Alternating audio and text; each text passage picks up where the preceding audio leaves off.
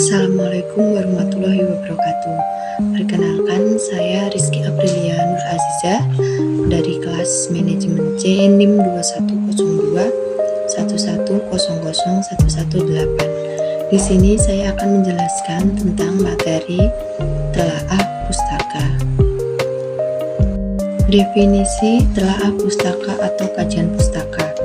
Kajian pustaka adalah suatu kumpulan teori yang dipilih untuk menjadikan bahan referensi, literatur, dan dasar dalam sebuah penelitian atau karya tulis ilmiah.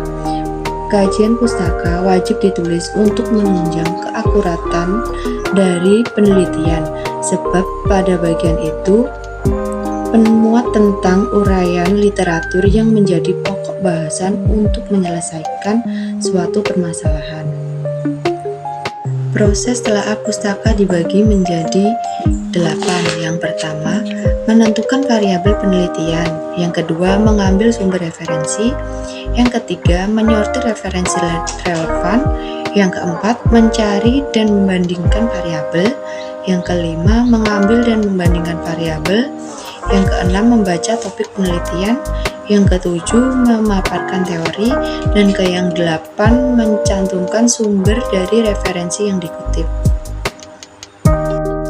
Definisi telaah empiris, yakni proses pengamatan terhadap suatu fenomena yang terdapat di dalam kehidupan masyarakat.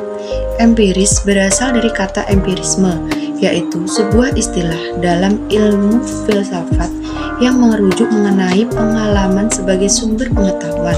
Menurut KBBI, telaah empiris merupakan sesuatu yang berdasarkan pengalaman, terutama pengalaman yang didapat melalui observasi secara langsung. Proses telaah empiris dilaksanakan dengan metode pengumpulan data dengan menggunakan bukti yang dapat diamati oleh panca indera atau instrumen ilmiah yang dikalibrasi. Definisi perancangan konseptual.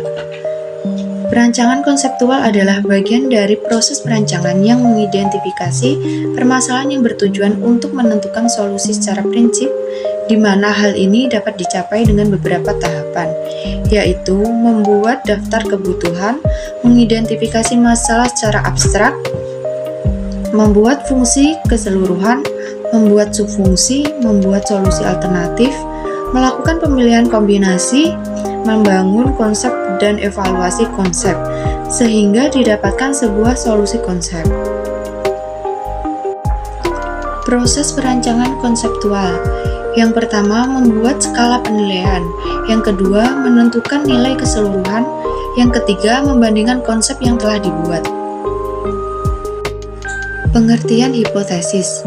Menurut William J. Zygmunt, dalam bukunya yang berjudul Business Research Methods, dijelaskan hipotesis adalah proporsi yang sifatnya belum terbukti secara ilmiah, sehingga proporsi ini harus segera dibuktikan secara empiris dengan proses penelitian yang sesuai dengan metodologi yang sesuai.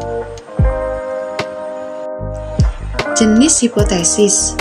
Hipotesis dibagi menjadi 2 jenis. Yang pertama yaitu hipotesis tanpa arah atau 2 arah, yang kedua yaitu hipotesis searah.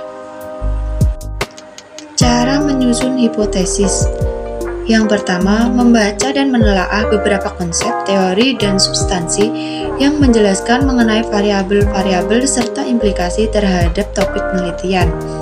Yang kedua, intensitas dalam membaca dan melakukan review sistematis terhadap hasil dari penelitian terdahulu yang relevan dengan topik penelitian.